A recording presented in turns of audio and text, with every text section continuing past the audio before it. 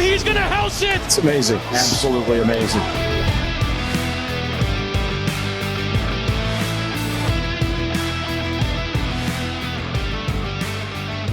What's going on, everybody, and welcome to another Angle of Pursuit podcast, your fantasy football, sports betting, and NASCAR home.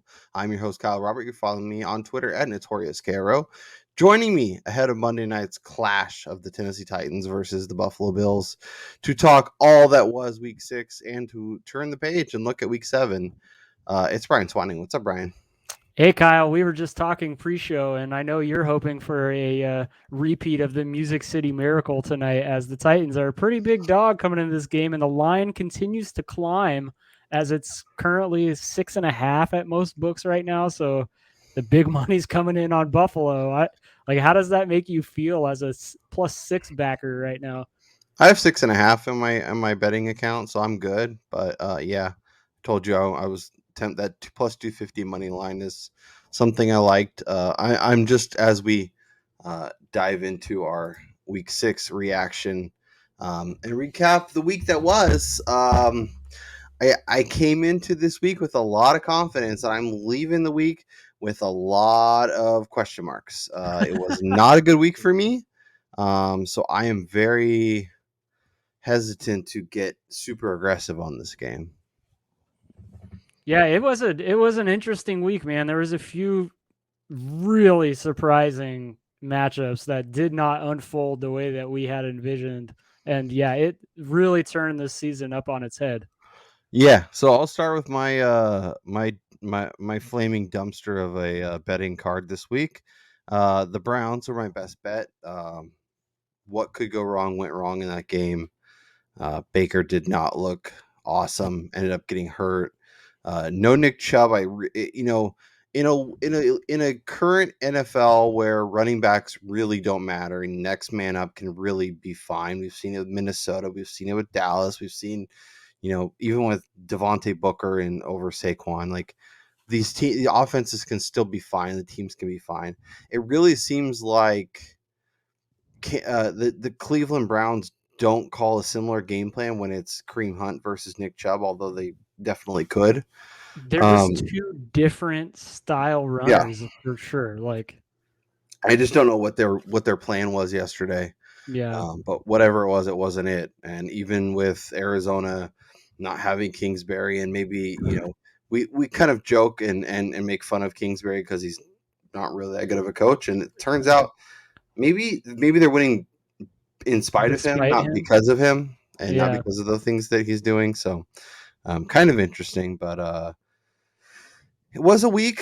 The Chargers got dump trucked as that week went along. The more I felt like Baltimore was the correct side, I over on our week my column over on Fake Pigskin, I write that with another writer, Aaron Marcotti. We were talking about that game, and I was just like, I don't feel it. I was feeling real good about it, and now not so much. So Baltimore dump trucked them. New England should have covered that game last night. Was bananas. That was ridiculous. Maybe man. the Kendrick Bourne touchdown shouldn't have happened, and maybe they shouldn't have covered. But like the last 5 minutes of that game in overtime, they were just hammered drunk. Did not know what was going on. All of a sudden, everybody's going this way and that way, and touchdown. Imagine Patriots and unders bettors who had that game in hand the entirety of the day to see the way that it unfolded.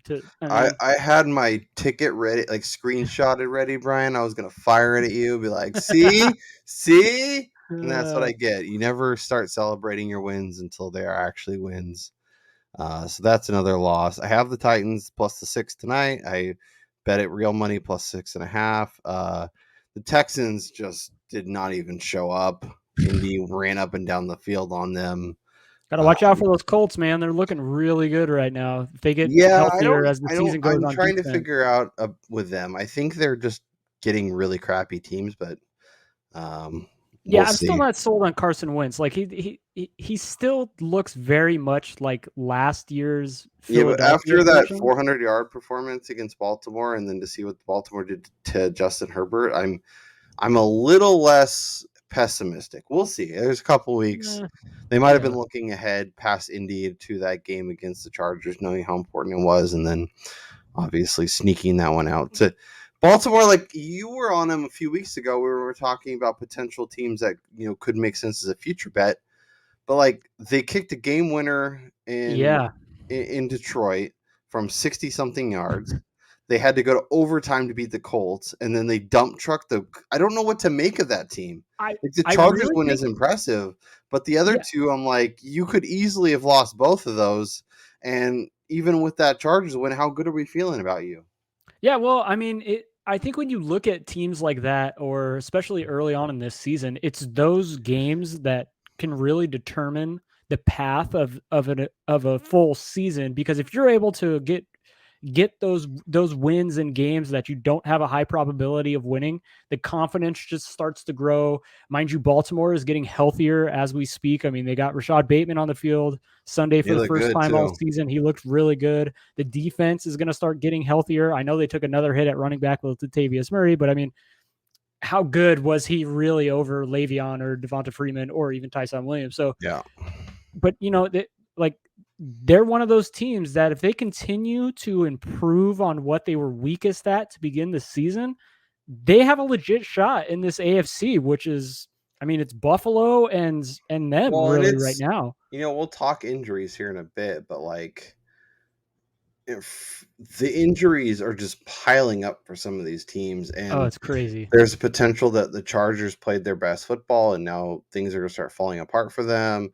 The Cleveland, we'll talk about them. We'll talk about a few other teams, but the next little bit, the next stretch or so. I mean, we were talking about even my Titans. Like, if they can somehow beat Kansas City and Buffalo, they are a legitimate contender. If they get dump trucked by both those teams, and they're definitely a pretender who needs to go away. So, the next month and a half will be really telling for these elite ceilings of some of these teams. Yes. Over my props, went 2-2. Zeke fell just short. Taylor Heineke, didn't even run. I don't know what's going on there.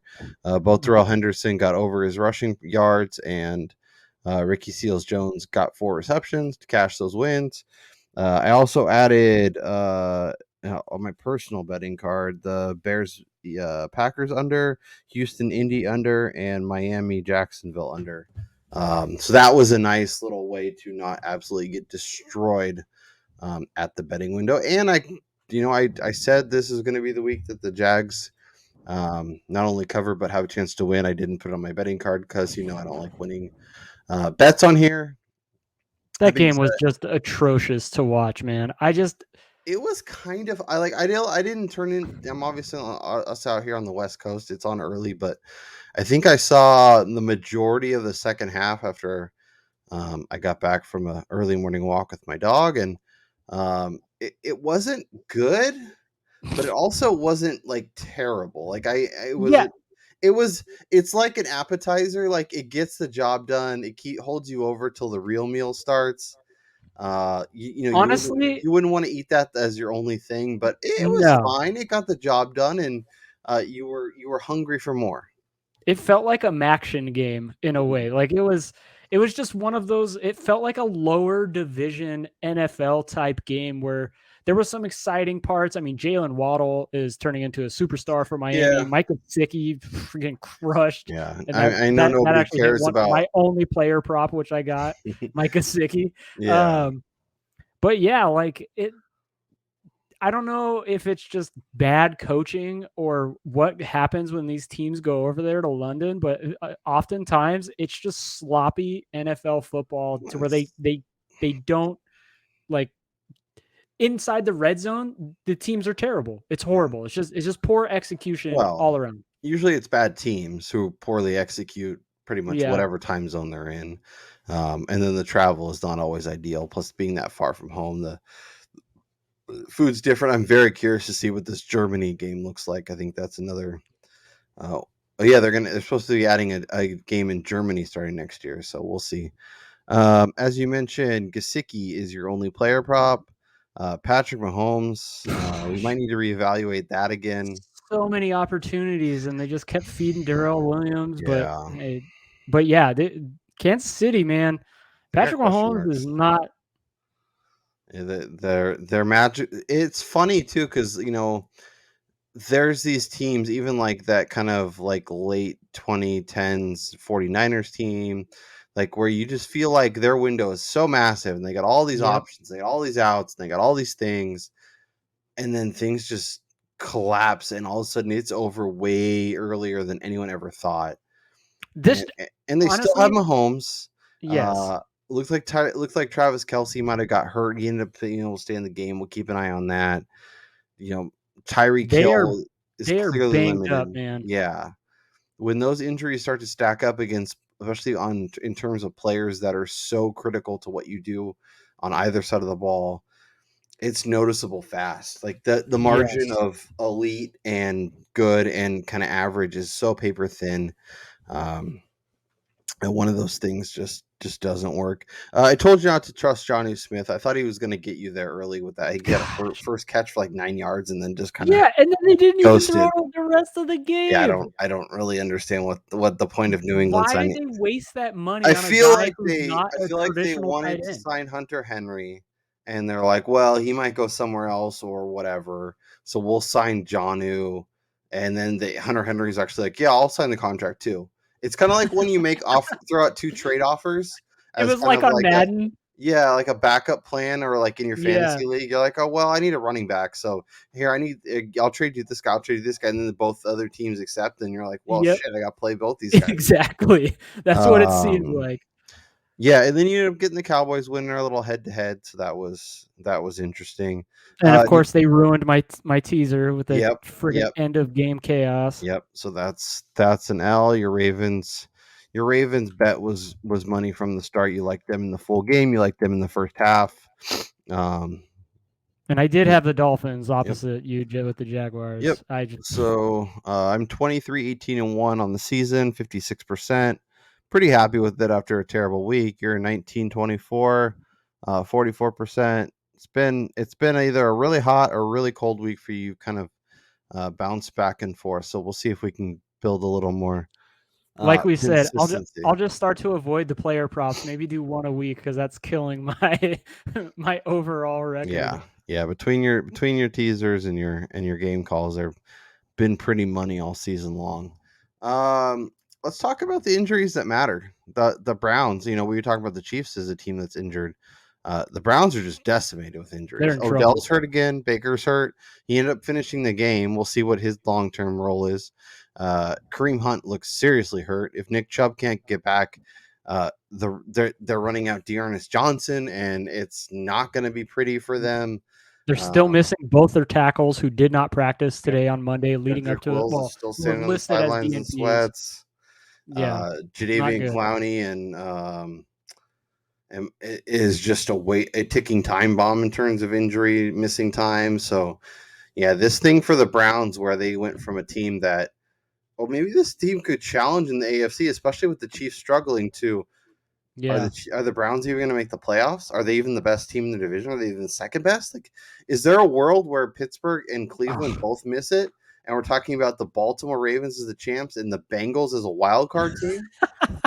Bengals did it again. The thing that I'm always impressed by teams kind of taking that next step is when they kick the crap out of other teams that used to be on their level. So like Yes. Detroit and Cincinnati were always kind of, never good, but they would be interesting in a week.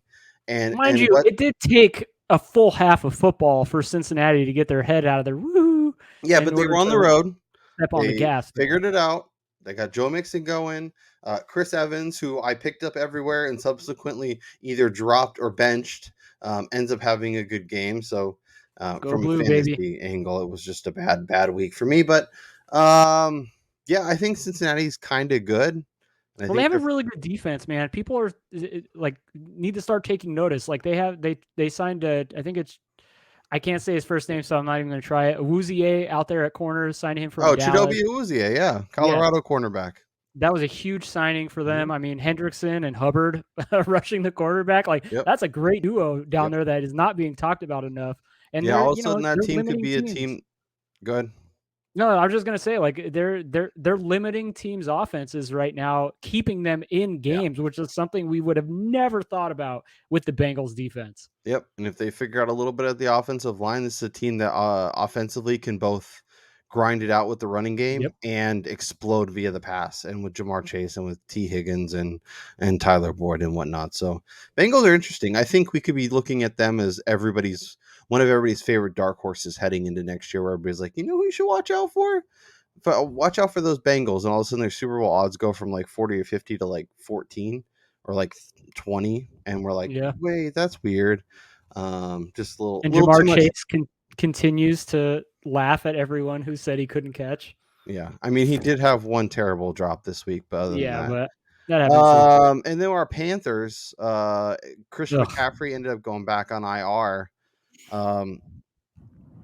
That was a weird game. That was ended up being a fun game. Minnesota back-to-back weeks had a big lead, coughed it up, and then kicks a field goal in overtime to seal up a couple wins.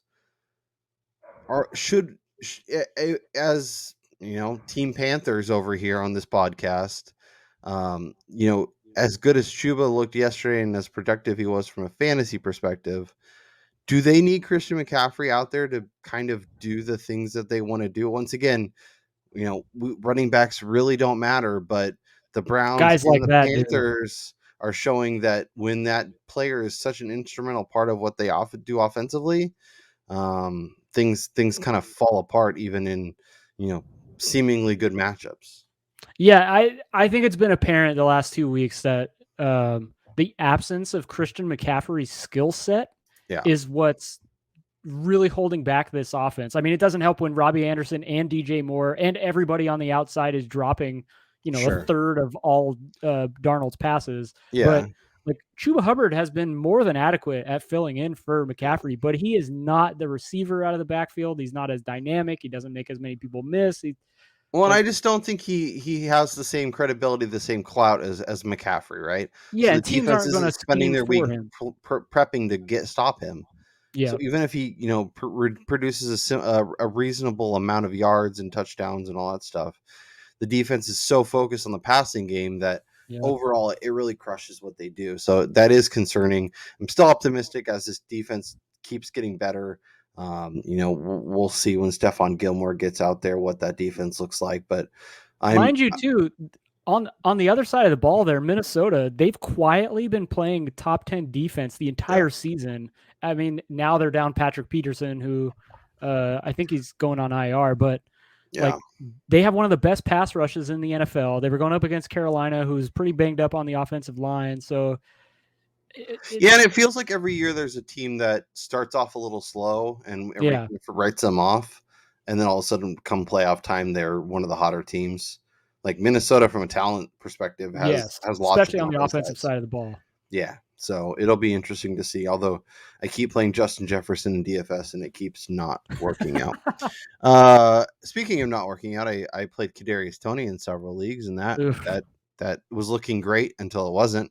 Hey, you could have played Mike Williams over Kadarius Toney and have Toney score one more PPR point than Mike Williams, who played the entire game. I played I mean nobody cares about my fantasy lineups, but Jalen Waddle rode the bench for Kadarius Toney. Robert Woods rode the bench for Kadarius Toney. It was a week for me for sure. I'm optimistic that he can get back, but I think their lesson from this game is they're going to be a little extra cautious. Yeah, by the sounds of it, is he's probably going to miss some time because they're not going to rush him back after this incident. Especially with the current state of the Giants. We'll talk about them later. T.Y. Hilton comes back, looks awesome, only to get hurt again, dealing with a quad injury. Paris Campbell also injured. Pretty sure he's done for the season. Oh, perfect. Yeah. Paris Campbell is going to be one of those players that's just constantly on IR. I feel bad for him. I don't know what to make of the Ravens backfield, but just when it seems like Latavius Tyson. Well, yeah, I mean, I don't know. Maybe they seem pretty content with he's got to be Le'Veon Bell and Devonta Freeman like it was 2014. It's Not sure. disgusting. Like those guys are so washed. It's like rolling out a freaking VW Bug as opposed to a souped up Honda Civic. Because none of these guys are like superstars, but No. give me the souped up Honda Civic over just a old puttering Bug. It's I mean, probably the pass blocking and yeah, other little stuff that bugs the coaches. I'm ready for them to sign your boy Adrian Peterson and then just go that would be full sick. like 2012 Pro Bowl team out there. Dak Prescott got hurt a little bit late. I'm guessing he'll be fine, but So they said today, MRI confirmed strained calf, but they are optimistic that with the bye week, he should be able to come back for that Minnesota game, but there's no guarantee. So this is definitely something to monitor okay. because minus Dak, we've seen what this offense Yeah. is, and it's not Cooper pretty. Rush is not the answer. The bye No. week could not have come at a better time for Dallas. Yes, Do literally. we know if the injuries on the opposite leg of the major break last year, or is it the same leg? Do you know? I You know know, I didn't even catch a that. lot of times because of actually I could Yeah, probably look at the compensation. a lot of times. So it was his right calf. Do we remember? I think he broke his left ankle. Okay, so that makes sense. Put a little Yeah. more pressure on the Well, and it's also opposite. his pivot foot. Yeah. Or like his weight leg. Yeah, he When won't he's be throwing. sashaying up and down the field pregame probably before the next Yeah. one. That's pretty much the major ones. Any other stuff trickle out today? Offensive line, defensive line, anything else that catch your attention as we turn our focus towards Week 7 and potentially betting certain games? Nah, nothing in particular. I mean, I saw like Teddy Bridgewater was on the Broncos injury report today with like I think it was an ankle, but he's Yeah. probably. I don't see them making a switch at quarterback, which I mean, it's really not going to help him because it's clearly that's not the Yeah. issue. Turns For out when the, you don't play the Jets and Jags and other yes, craptastic teams every week, exactly. it's not as easy. All No. right, let's shift our focus. Let's talk about some of the Week 7 lines, some of the ones that are garnering our attention. Just from an overview, Brian, is there a number or is there a game or total that like you're just like, wait, well, that doesn't make sense. Why are we doing this? Well, originally coming into Sunday, I was looking at that Browns Denver game thinking to myself, holy crap, how are the Browns such small favorites against the Broncos? But now that we're seeing just them being decimated by injuries, I'm not so confident in that one. But, Yeah. I do think that Baltimore still, like, as good as Cincinnati has played, the Ravens right now are probably the hottest team in the NFL. And so like them as less than a touchdown favorite at home going up against the Bengals with still a fairly fresh, I mean, in terms of like starts, quarterback and Joe Burrow, like this is going to be Cincinnati's like first really big test of the season. And that's going to be Yeah. a pretty hostile environment. So I do like the Ravens in this spot. Yeah, I think it'll be interesting too because obviously they had that easy game, or like it wasn't an easy game by going in, but they had that Charger game won pretty handily early enough where they were able to, kind of take their foot off the gas a little bit, which should hopefully give them some energy. As I do every week, I make my own lines. I made that game 6.5. It's still 6.5. I don't know that I'm necessarily running to the window to bet it, but yeah, if you like Baltimore and you want to get it inside that touchdown, now is the time to grab it. For me, there was a couple. I like Houston plus the 17 against Arizona. I know I'm an idiot. I backed the worst teams. Dude, Here's my thoughts on that. Arizona's still banged up. I know they look incredible. I know they dump truck Cleveland. But they play on Thursday night the following week against Green Bay. I think in a really important game for them to establish themselves in the NFC. interesting. I think they win that game comfortably. But I think Houston is good enough to hang within that number. It is interesting, though, mind you. You have a slight bit of revenge factor for this game with both Nuke Hopkins and J.J. Watt going up Yeah. against their former team, their former If franchise. Bill O'Brien was still out there, I might put a little more stock into that. But yeah, no, that's completely fair. 17.5 is a huge Yeah, if I can line, get though. 17 or more, I would take it. What was the other? Oh, the other one was the Giants.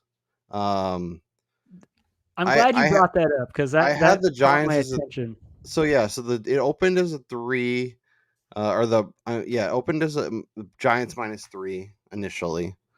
But with all the injuries and all their stuff, it's basically like a look ahead line. When it opened this week, it was Giants +3. Now it's down to 2.5. I don't know that there's that much difference between the Panthers and the Giants. And currently, the Giants are getting 15% of the money and 66% of the bets. Whew. Now that's 2,000 bets, and they're by the end of Sunday there'll be over 20,000 per game usually. That And sounds like a lot of bets, a lot of bettors like us who are like, all right, $10 on the Giants. there's also you got to think of but that there's a lot of money going in, so it's a lot of bettors like us going $10 on the Panthers, and then because they're getting 85% of the bets, and then a lot of the big guys going, whatever they can get down, 10K, 15K. But I'm always a little dubious because of the limits.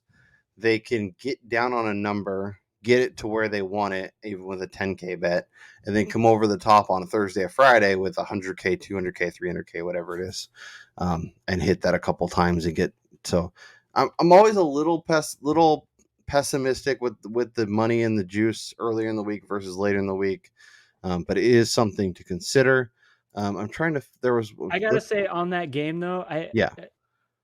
I'm really hoping it continues to get smaller in favor of the Panthers because I just think that their pass rush this season is better than what the Rams throw out there. So you want And Carolina so, then? Is what you're saying? yeah, so like if I can get this number under 2, like I'm definitely going to bet that just because their defense is so much better than what the Giants have really seen, because the Rams defense is good. It's a bunch of names, but minus Aaron Donald, really, they're not like Yeah, but I they're mean not killing people. that's like saying the 72-10 Bulls. Well, if you just take Jordan and Pippen off, like No. they're not Hold on a that second good. though. Carolina's defense this No, season is like they're one of the top because 3 teams in the where NFL in terms of QB pressures. where are we at in terms of Stephon Gilmore? Is there potential that he plays this week? Yes, so he's going to be on the practice field. They're going to see how like up to speed he could get in terms of his endurance, not even like learning the playbook. I mean, this Yeah, guy's an all-world corner. yeah. But yeah, they're really going to try to see if he can get in game shape. My guess is he plays a limited number of snaps and Yeah. then goes full bore in a week or two. I wanted to add one more game to this. So this line, normally you would look at this thinking, okay, they have a great defense. I think they'll be able to cover this. But Chicago going to Tampa Bay, I think, again, off of the bye week, or not off the bye, but off of the extra rest, the Buccaneers are going to absolutely destroy this Bears team who doesn't know what they're doing on offense right now. Like, they look so lost on offense. I think this game could get pretty ugly, even as good as the Bears defense is. I think that's completely fair. This is going to be the teaser week of all teaser weeks, by the way, based on so Tampa Bay, Arizona, Green Bay, and the Rams are all double-digit favorites. I can't wait to see which one or two screwed up for everybody. Yeah, exactly.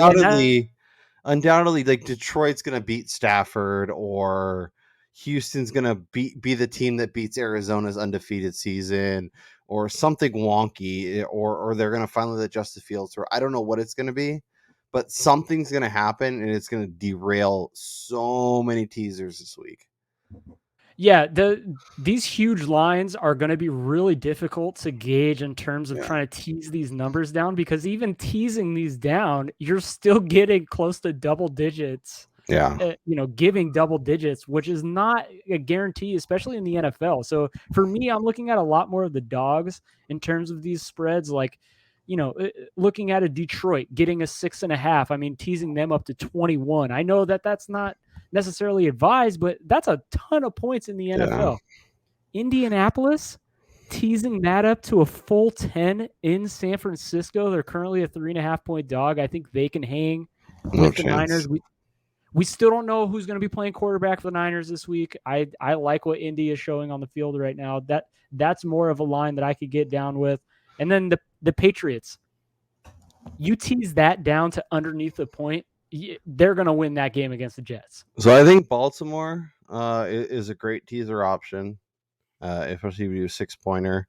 I think Philly, if you can get them at +9, 9.5, could make a ton of sense.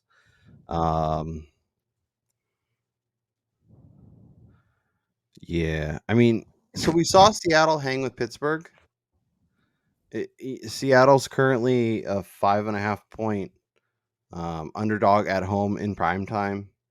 Could that be a spot where you take Seattle plus the 6, or you add 6 to Seattle and get them plus like 11.5 or 10.5? That could be an interesting teaser leg. I don't always have the patience to wait for Monday night, but it could be a fun way to go.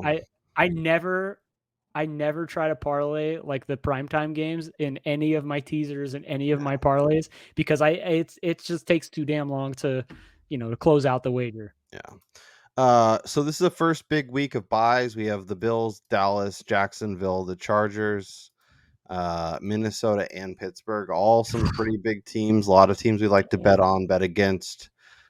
So obviously much more narrow betting options, but still plenty to just a lot of player props off the table. With that being said, is there any week 7 games you're betting now? Oh, I'm going to the window with the Buccaneers right now. I mean, in all likelihood, I would assume that this is probably going to creep down because you don't see teams really bet up from that 2 touchdown spot, especially for a team as good as Chicago's defense has. So I think the this one thing I will down, say, but at least as of now, and maybe trying to get it over that 2 touchdown number, 62% of the bets, 66% of the money on Tampa Bay. So smart people are on that side. Philly, I think if you like Philly, you grab it now. 3.5, 17% of the bets, 68% of the money. I think like Baltimore. I think that's another one. If you like Baltimore, grab it now. I think if you like Kansas City, you take them minus the 4, even on the road. I know people keep lining up, but I think it's a really interesting spot where if the Titans get dump trucked tonight on Buffalo, that's 6.5 or 7. And then at that point, you bet Titans, and then try and you have an out, and hopefully you can middle it somehow. If you get 4.5 with the Chiefs, and then 6.5 or 7, and then it's a 24, 27 or 28, 24, 28, 23 kind of game. All of a sudden you're at 5, and that's a reasonable score. I mean, we've seen the current NFL weird scores. So grabbing a 5 or a 6 middle game. I mean, has Washington shown anything the last couple of weeks that indicates that they'll be able to hang with what the Packers are doing right now? So I'm a little worried about the injury situation. McLaurin's a little banged up. Gibson's a little banged up. Still awaiting MRI results on him too. Still waiting on Taylor Heineke to not be the quarterback, but that's the situation we're in. That being said, I think if you can get it at 9.5 or 10, I think I will be willing to bite the bullet and back Washington. I'm still dubious of Green Bay. Like, I watched that game against the Bears really closely, and I thought it was kind of competitive, and then all of a sudden they just kind of dominated them. And maybe that'll happen against Washington. Maybe I'm an idiot for lining up to back these garbage teams, but I see opportunities. Like, I see too many points. Like, I'm almost tempted to just blindly back the Rams this week. We saw what they did to the Giants. I think Stafford going back to Detroit could easily have that kind of 31-3 dump trucking again. But I don't like when it's so many freaking points. It's a big number. Yeah.